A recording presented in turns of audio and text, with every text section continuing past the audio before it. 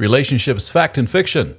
Here's one that I hear quite often in the comments of my videos, and that is that kids are better off with a single father versus a single mother. Men will often say such platitudes as men are better parents than women are, that it's in the statistics that show that if you had your choice, go with mom or go with dad full-time, the kids are better off going with dad.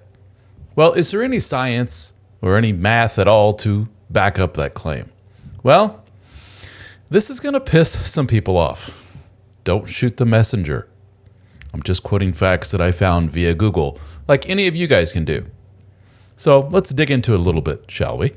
Studies have shown that children from a single mother household are 5 times more likely to commit suicide than children from both unbroken households and single father households. Ouch. Kids from a single mother household are 9 times more likely to drop out of school.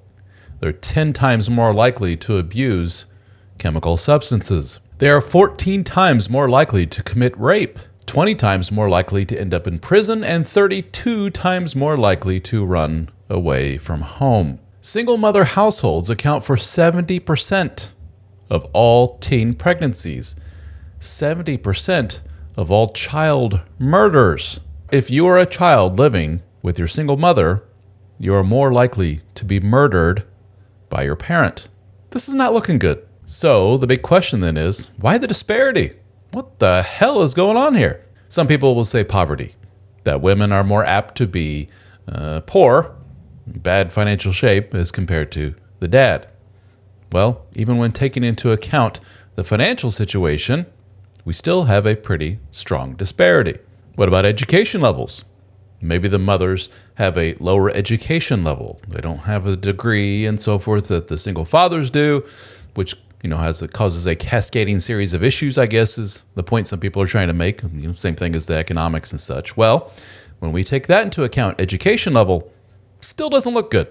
Like anything, these issues are complicated. And it's not so simple, guys. I'm sorry. I know a lot of you want to say woman bad, man good. It's not that simple. Anytime you run into these kind of stats, it takes some digging to kind of figure out what the hell's going on here. And I'm not saying I have all the answers here, but it took some time to do some Googling and do some research and so forth.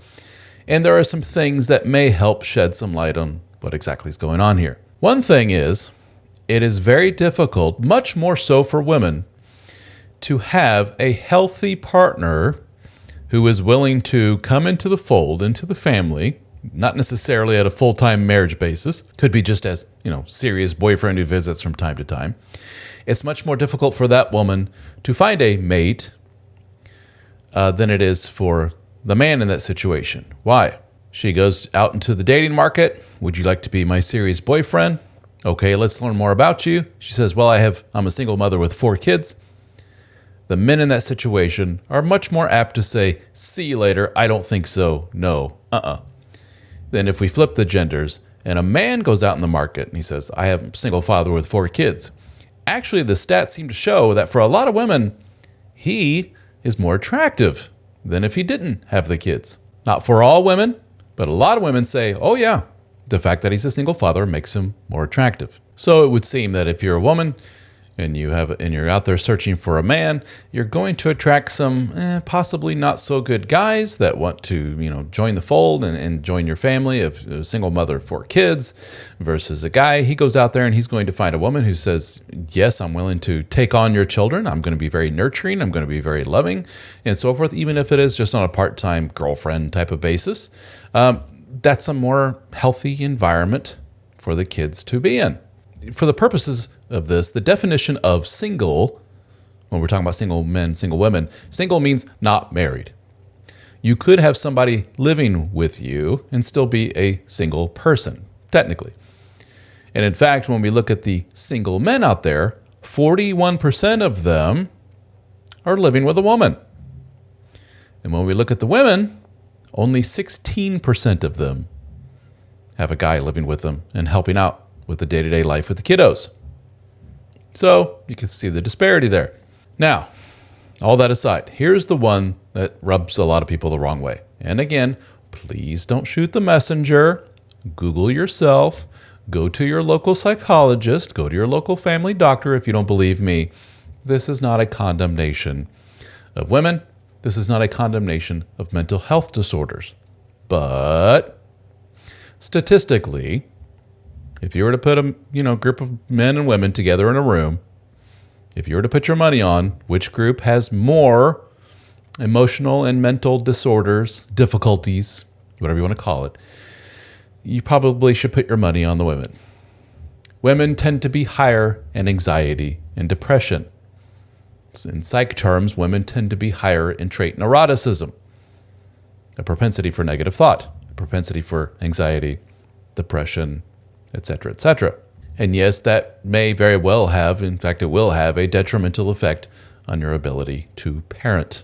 Again, this is not a condemnation of mental illness, whatever, of any kind, anxiety. I've often said myself that I've had anxiety all through my childhood and young adulthood.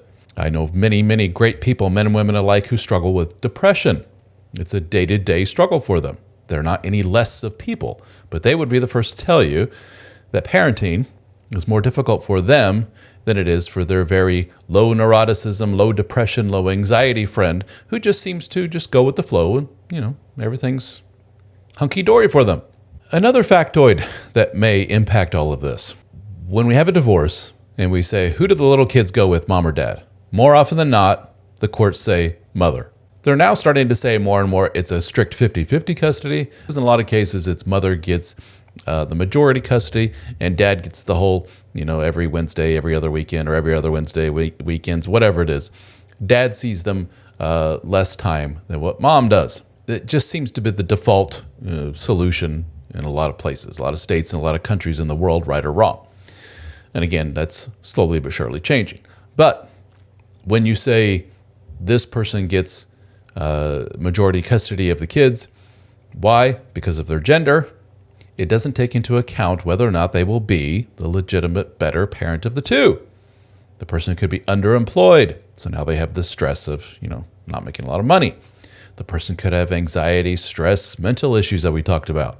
That will make things more difficult. So when the courts and so forth just say, go with this one over here because gender, they're not taking into account all the other problems, that's going to lead to some issues potentially. Yes, some mothers out there have no business being a parent, just as some fathers out there have no business being a father. So when a court system defaults and goes to this person just because of their gender, you're more apt to have issues, just the way the stats work. And in fact, when we hear situations where the man has sole custody of his kids, what do we all think? Oh, mom must have something really bad going on. Mom must have went off the rails or something, or mom must be nuts or something like that. More often than not, you're probably right.